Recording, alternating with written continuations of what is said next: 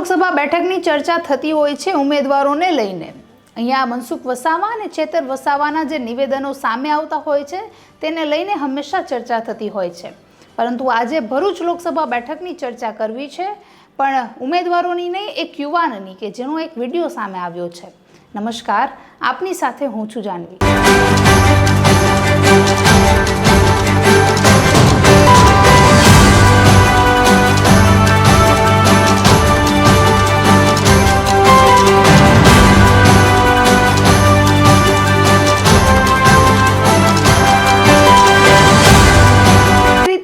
કહેતા હોઈએ કે જ્યારે તમારા વિસ્તારમાં ચૂંટણી યોજાવાની હોય, લોકસભાની ચૂંટણી હોય કે વિધાનસભાની ચૂંટણી હોય, તમારા વિસ્તારના જે તે ઉમેદવારને ચોક્કસથી પૂછવું જોઈએ કે તમે શું કાર્ય કર્યા।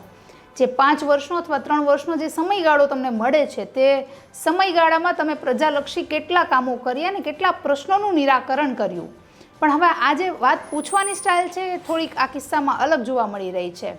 ભરૂચની લોકસભા બેઠકમાં મનસુખ વસાવા એક પ્રોગ્રામમાં હાજર હતા, જ્યાં એક યુવાન અચાનકથી જ સ્ટેજ પર ચડી જાય છે અને તેમને અમુક પ્રશ્નો કરે છે। તે અંગેનો જે વિડીયો છે તે સોશિયલ મીડિયામાં ખૂબ જ વાયરલ થઈ રહ્યો છે।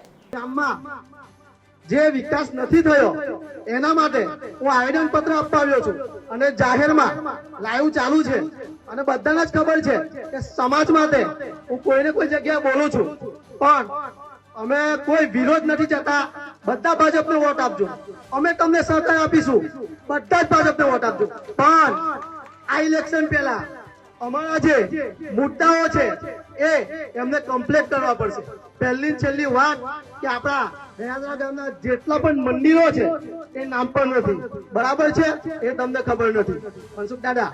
પછી આપણો જે બૈરા પછી જે શમશાનમાં જવાનો રસ્તો છે એ રસ્તો બન્યો નથી। ચોમાસાની અંદર આપણે આપણા પગ લીલા કરીને કિચડમાં જવું પડે છે, બરાબર છે।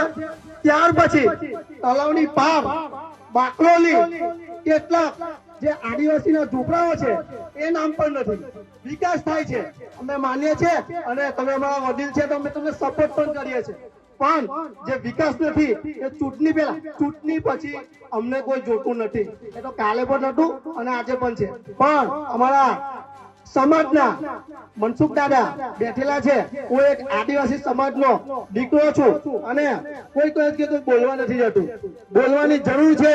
લોકશાહી દેશ છે દાદા, રાજાશાહી દેશ નથી, લોકશાહી દેશ છે। બધું તો ત્યારે થઈ કે જ્યારે એવું લાગતું હતું કે મનસુખ વસાવાએ યુવાનના પ્રશ્નોના જવાબ આપશે, પરંતુ તેમણે એક પણ પ્રશ્નોનો જવાબ આપ્યો નહીં અને પોતાના નિવેદનમાં આમ આદમી પાર્ટીને લઈને જે પ્રશ્નો હતા તે ગણાવતા રહ્યા। પણ જે યુવાનના જે પ્રશ્નો હતા તેમને કામ અંગેના જે પ્રશ્નો હતા તેમાંથી એક પણ પ્રશ્નનો જવાબ સાંસદ મનસુખ વસાવા આપવામાં નિષ્ફળ રહ્યા। તો એ અંગે પણ લોકો એમને ભારે ટ્રોલ કરી રહ્યા છે ને તે વિડીયો પણ અત્યારે બધા જ પ્લેટફોર્મ પર ફરી રહ્યો છે। પાર્ટી જોડવાનું કામ કરે છે, તોડવાનું કામ નથી કરતી। કેટલાક પરિબળો આ દેશને તોડવાનું કામ કરે છે, એટલે અલગ અલગ જાતિ ધર્મની વાતો કરે છે। આ ભારત એક સૌનો ભારત છે, બધા લોકોનો ભારત છે। આ દેશમાં રહેનારા બધાનો આ દેશ છે। એટલે જેવી સ્થિતિ છે, ગરીબ છે, કોઈ મધ્યમ વર્ગ છે, કોઈ ઉચ્ચ વર્ગ છે, કોઈ આદિવાસી છે, કોઈ હિન્દુ છે, કોઈ મુસ્લિમ છે, કોઈ ઈસાઈ, આ બધા લોકોનો આ દેશ છે। કોઈને એક વ્યક્તિ કે એક સમાજનો નથી। આ દેશના પ્રધાનમંત્રી નરેન્દ્ર મોદી આ બધાને આગળ લઈને ચાલવા માંગે છે, જ્યારે દેશમાં કેટલાક એવા પરિબળો છે કે જે દેશને ભાગલા પાડવાની વાતો કરે છે। તો આવા ભાગલાવાદી પરિબળોથી આપણે સાવધાન રહેવાનું છે। આદિવાસીઓના વિકાસના માટે ભારતીય બાળકોમાં નોકરી મળે આવી પોઝિટિવ વાતો કરવી પડે। આમ આદમી પાર્ટી લોકો ઉશ્કેરવાની વાતો કરે છે, જ્ઞાતિ જાતિ ધર્મના વચ્ચે ભેદ પાડવાની વાતો કરે છે। આ દેશનો માલિક આપણે બધા જ લોકો છે। આ દેશના માલિક બધા જ છે, આ દેશમાં રહેનાર બધા જ લોકો છે, કોઈ બહારનો નથી ભાઈ। આ જે માનસિકતા બદલવી પડે બધાએ। જે સત્ય કેવું આપવું, સત્યવાદ કેવી પડે। એટલે યુવાનોને મારી વિનંતી કે કોઈ આ ખોટા લોકો છે, આમ આદમી પાર્ટી વાળા આ ખાલિસ્તાનની વાતો કરનારા લોકો છે, અલગતાવાદની વાતો કરનારા લોકો છે, એનાથી માથે નહોતું કેવું, પણ આજે બોલવું પડે। આવા લોકો આ અલગતાવાદી તત્વોથી સાવધાન રહેજો। આ દેશને ભાગલા પાડનારા લોકો છે। કેજરીવાલ જેવા એમને જેલમાં નથી જતા, ઘણા બધા કારણો છે। યુવાનનો વિડીયો જોઈને અને એમને કરેલી હિંમત જોઈને જે અન્ય લોકસભાની સીટો છે જ્યાં ઉમેદવારો પ્રચાર કરી રહ્યા હોય તેને પણ આવા પ્રશ્ન પૂછવામાં આવે તો કોઈ નવાઈને સ્થાન નહીં રહે.